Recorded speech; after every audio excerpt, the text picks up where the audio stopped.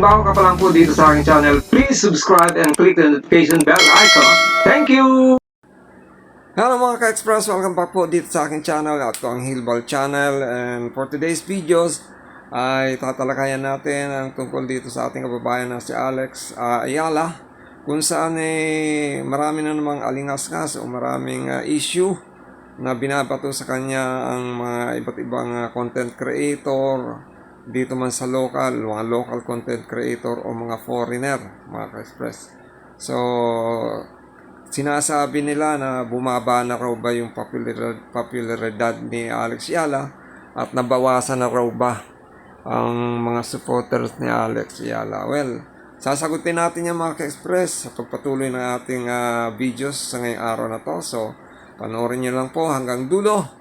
At simulan natin sa sinasabi nilang bumaba na raw ba ang popularidad ni Alex Ayala. Well, sa tingin ko mga ka-express, sa opinion ko, ay hindi naman po bumaba ang popularidad ni Alex Ayala. Bagamat lately ay hindi siya nagiging successful sa mga tournament na sinasalihan niya. Maaga siyang na-eliminate. Pero ganun talaga ho sa larong tennis, mga ka-express.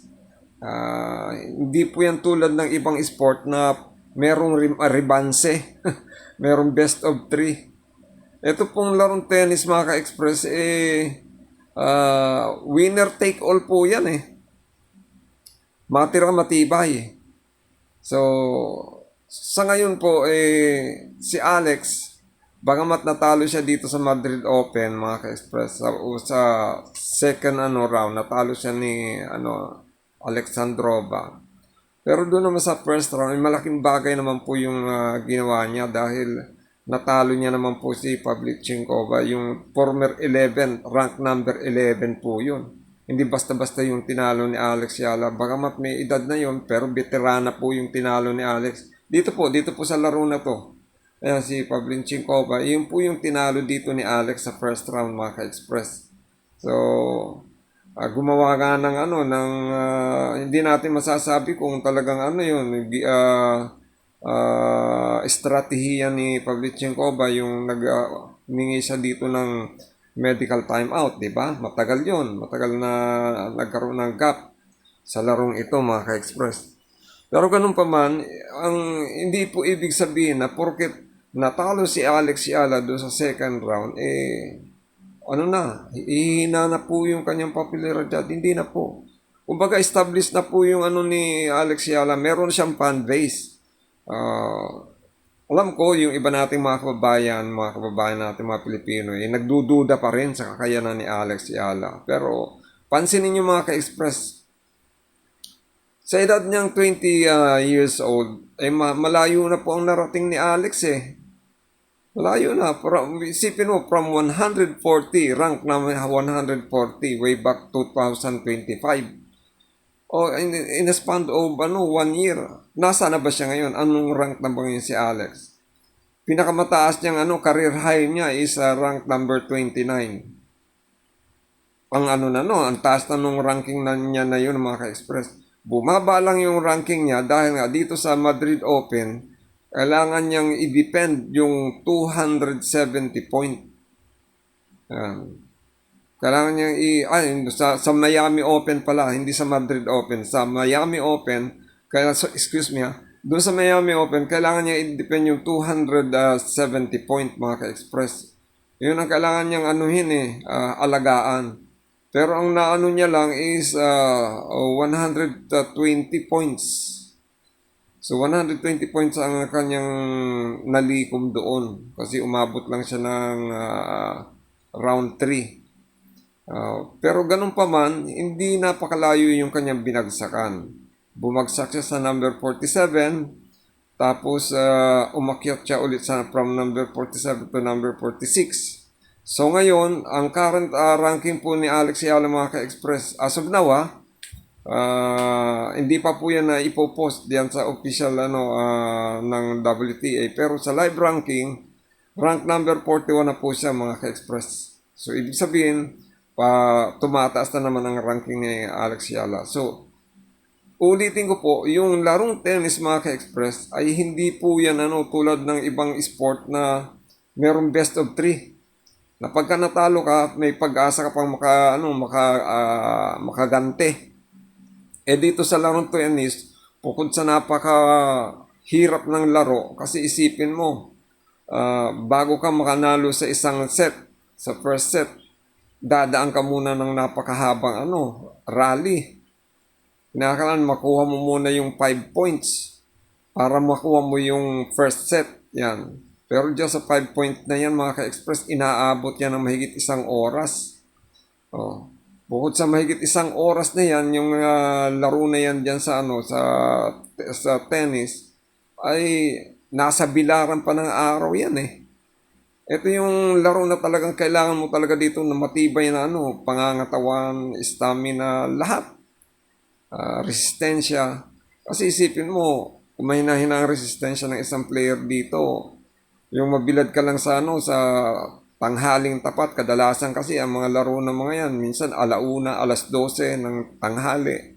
Katirika ng araw yan, mga ka-express. Kaya, ganun na lang yung yung sakripisyo at hirap na kanilang pinagdaraanan para lang manalo dyan sa bawat laro na kanilang sinasalihan. So hindi naman maganda na sabihan na porke natatalo si Alex Yala ay bababa na po yung yung kanyang mga supporter at ang kanyang popularidad. Hindi po. So, eto pa. Dito po sa Madrid, total kukunti lang naman yung kanyang i-depend na point. Hindi po gaanong problema kung matalo man si Alex diyan. Kasi naka-gain nga siya, umahon nga yung kanyang ranking. At kung tutusin mga ka-express, yung karamihan sa mga nasa top 10 nalaglag po. Laglag po talaga lahat. Ang natitira na lang po diyan ay si Mira Andreva. So kung iisipin nyo po, kung yung mga magagaling nasa top 10 natalo, what more kaya yung yung mga mas mababa pang ranking. So, ito po yung sinasabi ko mga ka-express na hindi ganong kadali ang larong tennis. Kaya kung ikaw, fans ka ni Alex Yala, medyo nagdududo ka sa kanyang kapasidad, hindi ka na talagang fans ni Alex Yala. Kasi kung fans ka, win or lose, susuportahan mo talaga ang ating kababayan. Well, dun sa ibang lahi, hindi natin naman kinakailangan yan ipilitin o hikayatin. Pero sa mga kapwa mga Pilipino, ay please lang, win or lose, suportahan natin si Alex dahil siya lang po ang nag-iisang purong Pinoy, purong dugong Pinoy na ngayon ay naglalaro dito sa professional tennis. So sana po itong susunod na paglalaroan ni Alex Yala ay itong pong Italian Open. Hindi na po siya naglaro dito sa Catalonia Open na ang level WTA 125. Mas pinila niya pang dito na lang po maglaro sa Italian Open na ang level ay WTA 1000. Clay din po itong mga ka-express at gaganapin po ito sa Italy. 5 days from now, or May 4, magsisimula po yung torneo. Kasali po si Alex Yala dito po sa main draw. Bagamat hindi po siya kasali sa seeded player dahil nga number po siya, nasa number 41. Ang seeded player lang po dito sa Italian Open is from 1 to 32. So kinapos siya ng konti mga ka-express. Pero harinawa, pagdating ng Roland na doon sa French Open, sana mas tumas pa yung kanyang ranking para maging seeded siya. So mamaya po ang semifinal po ng Madrid Open, ang maglalaban ay si Baptiste kontra po kay sino to? Potapova. At ito naman si Mira Andreva ay kalaban po si Kostyuk. So yun na lang po natitira. Isipin mo, lahat ng nasa top 10 na upset magmula kay Sabalenka, kay Rybakina, kay Coco Gauff, kay Paulini, kay Swistek, lahat po yan. Isipin yun, puro sila natalo sila ng mga unseeded. Yung mga unseeded o mga hindi po malalayo po sa ranking. So, dito na lang po natin malalaman na ang larong tennis ay talagang sinasabi, talagang bilog ang bola.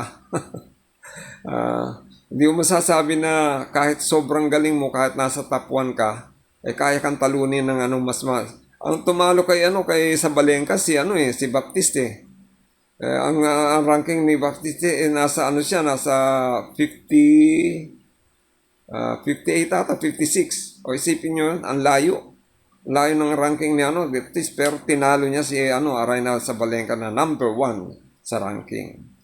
So, suportahan po natin si Alex Ayala mga ka-express, lalo na sa itong darating na laro dito sa Italian Open na magaganap po sa May 4. So, maraming salamat po. Ito po muli si Hil at yung Hilbal Channel.